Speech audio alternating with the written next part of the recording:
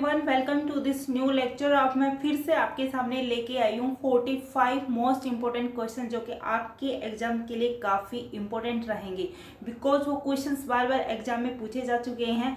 और ये जो चैप्टर है, चैप्टर नंबर 8 है, यानी हमारा रिमेनिंग टॉपिक ही जो बचा हुआ था फूड और विटामिन से। ठीक है, तो इसमें हम देखेंगे प्रोटीन, वसा, कार्बोहाइड्रेट और विटामिन से रिलेटेड किस तरीके के क्वेश्चंस एग्जाम में पूछे जाते हैं। तो काफ़ी खास यानी काफ़ी इंपॉर्टेंट वीडियो बनने वाली है, तो बने रहिए वीडियो के अंत तक। वीडियो अच्छी लगे तो प्लीज़ लाइक शेयर जरूर कर दीजिए। तो चलते हैं, मूव करते हैं अपने आज के फर्स्ट क्वेश्चन पर। तो देखिए यहाँ पे क्वेश्चन नंबर फर्स्ट है, भोजन का अनिवार्य अवयव है। तो भोजन का जो अनिवार्य स्रोत है वो क्या है? ग्लूकोज, प्रोटीन, स्टार्च या कार्बोहाइड्रेट। तो भोजन का अनिवार्य अवयव होता है कार्बोहाइड्रेट। तो करेक्ट आंसर हो जाएगा कार्बोहाइड्रेट। अब आपको पता होना चाहिए कार्बोहाइड्रेट क्या होता है। वैसे आप सभी को पता होगा कि कार्बोहाइड्रेट होता है वो जो हमारे शरीर के लिए बहुत ज़्यादा उपयोगी होता है। ठीक है, जो हमारे शरीर को ऊर्जा प्रदान करता है। ठीक है, अब कार्बोहाइड्रेट का फॉर्मूले की बात करूँ तो इसका होता है CH2O, इसका फॉर्मूला होता है, यानी कार्बन, हाइड्रोजन और इसमें ऑक्सीजन होता है। अब इसके क्या क्या स्रोत होते हैं कार्बोहाइड्रेट, जैसे गेहूं हो गया, चावल हो गया, बाजरा, गुड़, शक्कर, दूध हो गया, आलू, शकरकंदी और केला। ये सभी क्या होते हैं? इनमें सभी में कार्बोहाइड्रेट होता है अच्छी मात्रा में, जो जिसे खाने से हमारे शरीर में एनर्जी मिलती है। लेकिन इसको एक लिमिट में ही खाना चाहिए, ज़्यादा खाने से हमारा शरीर का वेट गेन होता है। ठीक है, तो भोजन का जो सबसे ज़्यादा अनिवार्य अवयव है वो क्या होगा? कार्बोहाइड्रेट। तो करेक्ट आंसर हो जाएगा ऑप्शन नंबर डी।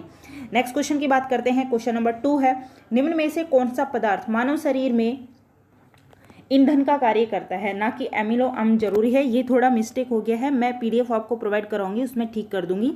तो निम्न में से कौन सा पदार्थ है जो मानव शरीर में ईंधन का कार्य करता है? तो विटामिन, कार्बोहाइड्रेट, प्रोटीन या जल।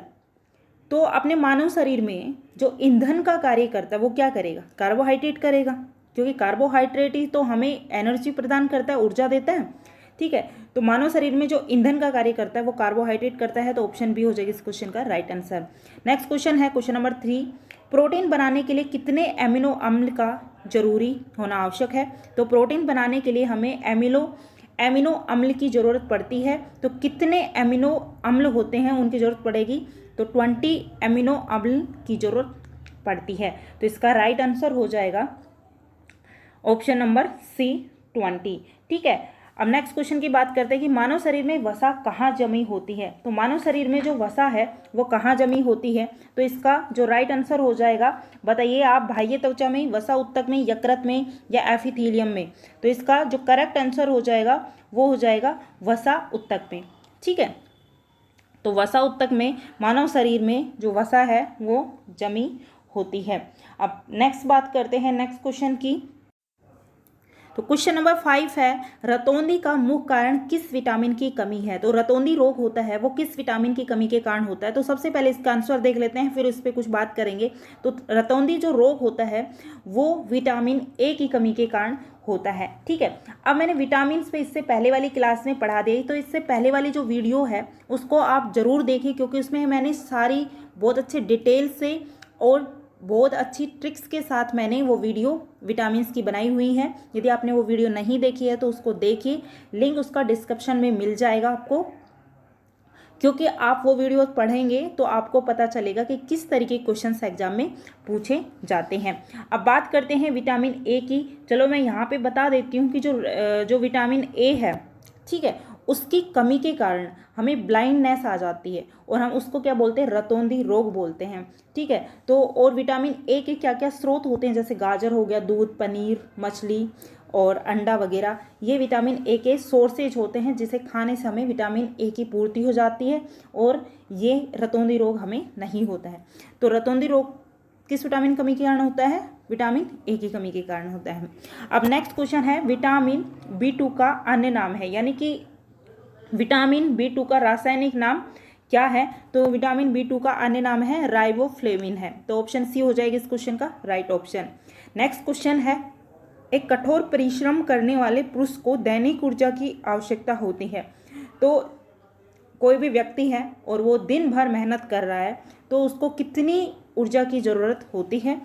तो उसे 3000 कैलोरी की या 2700, 4000 या 6000, तो उस इंसान को यानी उस पुरुष को जो दिन भर मेहनत करता है उसे 4000 किलो कैलोरी की नीड होती है। तो ऑप्शन सी हो जाएगा इसका राइट आंसर।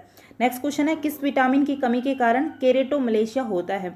तो केरेटोमलेशिया मैंने पढ़ाया था इससे पहले वाली वीडियो में। तो वो कौन सी विटामिन की कमी के कारण केरेटोमलेशिया होता है, यानी विटामिन डी की कमी से।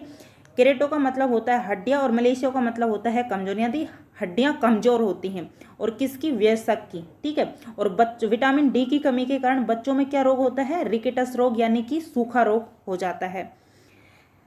नेक्स्ट क्वेश्चन है, आयोडीन युक्त नमक उपयोगी होता है क्योंकि? तो आयोडीन युक्त नमक किसके लिए उपयोगी होता है? जो कि यह रोगों के लिए प्रतिरोधक वृद्धि करता है, यह थायराइड ग्रंथि का नियंत्रण करता है, यह पाचन बढ़ाता है, या उपरोक्त सभी। तो जो आयोडीन युक्त नमक होता है वो हमारे पाचन क्षमता को बढ़ाता है, यानी डाइजेस्ट सिस्टम को और स्ट्रॉन्ग बनाता है। तो ऑप्शन सी हो जाएगा इसका राइट आंसर। नेक्स्ट क्वेश्चन है, क्वेश्चन नंबर 10 है, किस सूक्ष्म जीव के द्वारा हेपेटाइटिस बी की बीमारी होती है? तो कौन सा सूक्ष्म जीव है जिसके द्वारा हेपेटाइटिस बी की बीमारी होती है? तो होते वायरस के कारण होता है। मैंने ये सभी क्वेश्चंस पहले वीडियो में पढ़ा चुकी हूँ। नेक्स्ट क्वेश्चन है तो क्वेश्चन नंबर 11 है, संतुलित आहार में सन्निकटन क्या होना चाहिए? तो संतुलित आहार में क्या क्या उपयोगी हैं जो हमें लेने ही जरूरी होते हैं? तो देखिए 1/5 प्रोटीन, 1/5 वसा और 3/5 कार्बोहाइड्रेट, या ऑप्शन बी, ऑप्शन सी या ऑप्शन डी। तो जो संतुलित आहार में हमें 1/5 प्रोटीन चाहिए होती है, 1/5 वसा चाहिए होती है और 3/5 कार्बोहाइड्रेट हमें चाहिए होती है। तो ऑप्शन इसका ए हो जाएगा इसका राइट आंसर। नेक्स्ट क्वेश्चन की बात है, क्वेश्चन नंबर 12, विटामिन B6 की कमी से पुरुष में क्या हो जाता है? मतलब कि विटामिन B6 की कमी से पुरुष में कौन सा रोग हो जाता है, ठीक है। तो उसमें हो जाता है अरक्तता की कमी, यानी एनीमिया रोग भी बोल सकते हैं। तो विटामिन B6 की कमी से पुरुषों में रक्त की कमी हो जाती है, उसे एनीमिया रोग भी बोलते हैं। नेक्स्ट क्वेश्चन है, इनमें से कौन सी वसा में विलय नहीं होता? मतलब कौन सा विटामिन है जो कि वसा में विलय नहीं होता है? Vitamin A, vitamin B, vitamin E या विटामिन के? तो वसा में विलय विटामिन बी नहीं होता है, क्योंकि जो विटामिन बी होता है वो जल में घुलनशील होता है, और विटामिन ए, ई और के होता है वो अपनी वसा में घुलनशील होता है। तो ऑप्शन बी हो जाएगा राइट आंसर। नेक्स्ट क्वेश्चन है, मानव शरीर रचना के संदर्भ में एंटीबॉडीज होते हैं। तो मानव शरीर संरचना के संदर्भ में एंटीबॉडीज होते हैं, वो क्या होते हैं? कार्बोहाइड्रेट या प्रोटीन या ग्लाइकोलिपिड्स या स्टेरोल्स? तो जो एंटीबॉडीज होते हैं हमारे शरीर के लिए तो वो प्रोटीन होते हैं, ठीक है। तो ऑप्शन बी हो जाएगा इसका राइट आंसर। नेक्स्ट क्वेश्चन है, रक्त का थक्का बनाने में इनमें से कौन सा अवयव मदद करता है? तो रक्त का थक्का बनाने में जो विटामिन्स होता है वो कौन सा विटामिन्स होता है जो मदद करता है? तो विटामिन के होता है वो मदद करता है। तो ऑप्शन सी हो जाएगा इसका राइट आंसर। नेक्स्ट क्वेश्चन है, हृदय की धड़कन को नियंत्रित करने के लिए निम्न में से कौन सा खनिज आवश्यक है? तो हृदय की धड़कन को नियंत्रित करने के लिए जो खनिज होता है वो जो हमारे लिए आवश्यक है वो होता है पोटेशियम, हमारे लिए आवश्यक होता है। ऑप्शन सी हो जाएगा इसका राइट आंसर। विटामिन ई का रासायनिक नाम है, तो विटामिन ई का रासायनिक नाम कौन सा है? तो विटामिन ई का जो रासायनिक नाम है वो है टोकोफेरॉल, यानी ऑप्शन डी हो जाएगा इसका राइट आंसर। नेक्स्ट क्वेश्चन है, एस्कॉर्बिक अम्ल है, तो एस्कॉर्बिक अम्ल रासायनिक नाम है, तो एस्कॉर्बिक अम्ल क्या है? ये किसी विटामिन का नाम है, यानी विटामिन सी को एस्कॉर्बिक एसिड भी कहते हैं, एस्कॉर्बिक अम्ल भी कहते हैं। तो ऑप्शन ए हो जाएगा इसका राइट आंसर। नेक्स्ट क्वेश्चन है, निम्नलिखित में से कौन सी मद विटामिन है? तो निम्न में से जो मद विटामिन है वो है राइबोफ्लेविन है, ऑप्शन बी हो जाएगा इसका राइट आंसर। नेक्स्ट क्वेश्चन है, निम्नलिखित में से किसे रक्षात्मक पदार्थ कहा जाता है? तो निम्न में से रक्षात्मक जो पदार्थ है वो किसे कहा जाता है? विटामिन को कहा जाता है। ये आपको याद रखना है, इम्पोर्टेंट है। नेक्स्ट क्वेश्चन है, एक स्तनपान कराने वाली माँ को हर रोज भोजन में प्रोटीन की कितनी मात्रा की आवश्यकता होती है? तो जो स्तनपान कराने वाली माँ होती है उनको हर रोज भोजन में 70 ग्राम प्रोटीन की जरूरत होती है। तो ऑप्शन डी हो जाएगा इसका राइट आंसर। नेक्स्ट क्वेश्चन है, पौधे व जंतुओं में कार्बोहाइड्रेट का संचयन किस रूप में किया जाता है? तो पौधों और जंतुओं में कार्बोहाइड्रेट का संचय जो होता है वो स्टार्च में ग्लाइकोजन के रूप में होता है। तो ऑप्शन इसका सी हो जाएगा राइट ऑप्शन। क्वेश्चन नंबर 23 है, अन्य जीवों के मांस की तुलना में मछली अधिक लाभकारी व अविकारी होती है, क्योंकि मछली में क्या सबसे ज़्यादा होता है, तो मछली में सबसे ज़्यादा यानी जरूरी विटामिन्स होते हैं, जिसके कारण हमारे शरीर में होने वाले रोगों को खत्म करती है। ठीक है, तो ऑप्शन बी हो जाएगा इसका राइट आंसर। नेक्स्ट क्वेश्चन है, निम्न में सबसे ज़्यादा प्रोटीन किस में पाया जाता है, तो सबसे ज़्यादा जो प्रोटीन है वो सोयाबीन में पाया जाता है। तो सोयाबीन होता है वो हमारे शरीर के लिए बहुत ज़्यादा उपयोगी होती है, जिसमें सबसे ज़्यादा प्रोटीन पाया जाता है। नेक्स्ट क्वेश्चन है,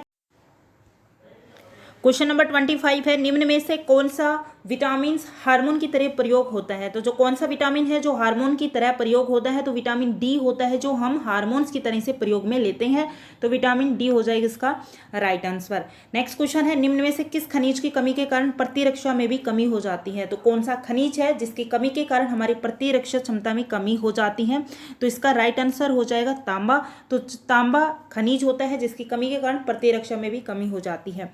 नेक्स्ट क्वेश्चन है, निम्नलिखित में से किस विटामिन की कमी के कारण रतौंधी नामक रोग होता है, तो रतौंधी नामक जो रोग होता है वो किस विटामिन के कारण होता है, विटामिन ए की कमी के कारण होता है।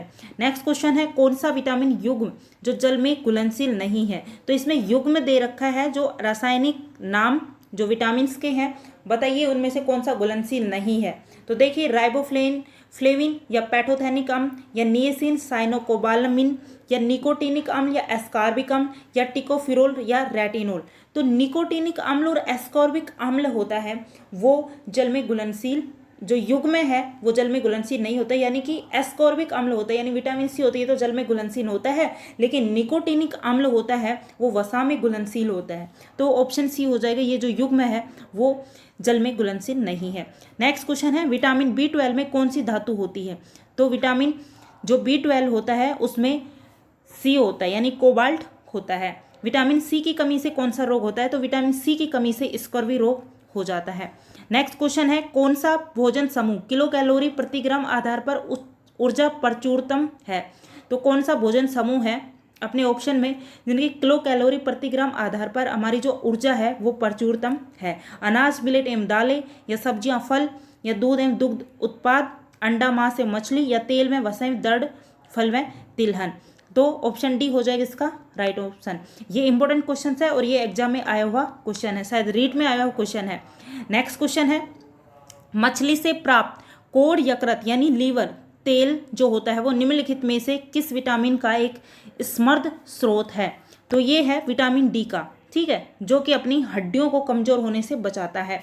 नेक्स्ट क्वेश्चन है, विटामिन का कौन सा समूह होता है जो जल में घुलनशील है, तो विटामिन का कौन सा समूह है जो कि जल में घुलनशील है, मैंने बताया था कि विटामिन जो बी और सी होती है वो जल में घुलनशील होती है, तो ऑप्शन डी हो जाएगा इसका राइट आंसर। नेक्स्ट क्वेश्चन है, सूर्य की किरणें मानव शरीर के लिए निम्न कारण से उपयोगी होती है, तो जो सूर्य की किरणें होती है वो हमारे शरीर को विटामिन डी की पूर्ति को करता है, और इसमें जो मानव शरीर में किसके लिए उपयोगी होता है, त्वचा को विटामिन डी देता है या हड्डियां व दांतों को मजबूत करता है, रक्त प्रवाह नियंत्रित करती है, ऑक्सीजन उपलब्ध कराती है। तो ये जो विटामिन डी की पूर्ति करती है क्या, सनलाइट्स, ठीक है, तो सूर्य की जो किरणें होती है वो मानव शरीर में त्वचा को विटामिन डी देता है, तो ऑप्शन ए हो जाएगा इसका राइट आंसर। नेक्स्ट क्वेश्चन है, निम्न में से किसमें प्रोटीन की मात्रा सबसे अधिक होती है, शहद में, दालों में, गेहूं में या चावल में, तो सबसे ज़्यादा प्रोटीन की मात्रा सबसे ज़्यादा होती है वो किसमें होती है, दालों में, ठीक है, तो ऑप्शन बी हो जाएगा इसका राइट आंसर। नेक्स्ट क्वेश्चन की बात करते हैं, गाजर निम्नलिखित में से किस विटामिन का संपन्न स्रोत है, तो जो गाजर होता है वो विटामिन ए का संपूर्ण स्रोत है, क्योंकि इससे रतौंधी रोग होता है, और यदि गाजर में बीटा कैरोटीन होता है जो हमारी आंखों के लिए बहुत ज़्यादा लाभदायक होता है। नेक्स्ट क्वेश्चन की बात करते हैं, विटामिन B12 में कोबाल्ट की मौजूदगी को सर्वप्रथम किसके द्वारा सिद्ध किया गया था, तो विटामिन B12 में कोबाल्ट की जो प्रेजेंट है उसको सर्वप्रथम किस वैज्ञानिक के द्वारा सिद्ध किया गया था, तो इसका जो राइट आंसर हो जाएगा सोडियम नाइट्रोप्रूसाइड परीक्षण के द्वारा इसे सिद्ध किया गया था। नेक्स्ट क्वेश्चन है, विटामिन ई का रासायनिक नाम है, तो विटामिन ई का जो रासायनिक नाम है वो है टोकोफेरोल, इसका रासायनिक नाम है, ऑप्शन डी हो जाएगा इसका राइट आंसर। नेक्स्ट क्वेश्चन है, विटामिन B2 का अन्य नाम है, तो विटामिन B2 का जो अन्य नाम है वो क्या है, थायमिन, हीमोग्लोबिन, राइबोफ्लेविन या टेकोफेरोल, तो इसका जो राइट आंसर हो जाएगा वो हो जाएगा राइबोफ्लेविन। ठीक है। तो विटामिन B2 का जो अन्य नाम है वो है राइबोफ्लेविन। नेक्स्ट क्वेश्चन है, दाल पौधे का कौन सा भाग है? तो जो दालें होती हैं, जो पौधे का कौन सा भाग होता है? बीज वाला भाग होता है। नेक्स्ट क्वेश्चन है, कौन सा भोजन समूह किलो कैलोरी प्रति ग्राम आधार पर ऊर्जा प्रचुरतम है? ये क्वेश्चन फिर रिपीट्स पे हो रहे हैं और ये क्वेश्चन सीट में पूछा जा चुका है। तो इसका राइट आंसर हो जाएगा तेल व वसा एवं दृढ़ फल व तिलहन। तो इसका राइट आंसर हो जाएगा ऑप्शन नंबर यहाँ पे बी। ठीक है। नेक्स्ट क्वेश्चन है, निम्नलिखित में से शाकाहारी जंतु है? तो निम्नलिखित में से शाकाहारी कौन सा जंतु है? चीता, शेर, हिरण या कुत्ता? तो निम्नलिखित में से शाकाहारी जंतु है वो है हिरण। जो हिरण होते हैं वो पेड़ पौधे और घास फूस ही खाते हैं, इसलिए इन्हें शाकाहारी जंतु बोला जाता है। नेक्स्ट क्वेश्चन है, निम्न में से पादपों के लिए कौन सा सूक्ष्म मात्रिक पोषक पदार्थ है? तो देखिए यहाँ पे जो निम्न में से जो पादपों के लिए कौन सा सूक्ष्म मात्रिक पोषक पदार्थ है, यानी कि पादपों के लिए कौन सा सूक्ष्म मात्रिक पोषक पदार्थ है? मैग्नीज होता है जो पादपों के लिए सूक्ष्म मात्रिक पोषक पदार्थ होता है। ये रीट 2015 में पूछा गया क्वेश्चन है। तो ऑप्शन बी हो जाएगा इसका राइट आंसर। नेक्स्ट क्वेश्चन है, तो क्वेश्चन नंबर 44 है, कुछ जीव जंतु पेड़ पौधे एवं जंतुओं को भोजन के रूप में ग्रहण करते हैं, उन्हें क्या कहते हैं? तो कुछ जो जीव जंतु होते हैं वो पेड़ पौधे एवं जंतुओं को भोजन के रूप में ग्रहण करते हैं, उनको क्या कहते हैं? सर्वाहारी कहते हैं। ऑप्शन ए हो जाएगा इसका राइट आंसर। लास्ट क्वेश्चन है आज का 45, भोजन में से किसकी कमी से रतौंधी रोग होता है? ये फिर से रिपीट हो चुका है। ठीक है। तो ये जो रतौंधी रोग है भोजन में किसकी कमी से होता है? विटामिन ए की कमी से रतौंधी रोग होता है। तो ये हो गए अपने 45 क्वेश्चन जो कि इंपॉर्टेंट थे आपके लिए। तो आज की वीडियो में इतना ही। अब मिलते हैं नेक्स्ट वीडियो में, तब तक अपनी पढ़ाई को कंटिन्यू करिए और अपने स्वास्थ्य का ध्यान रखिए। धन्यवाद।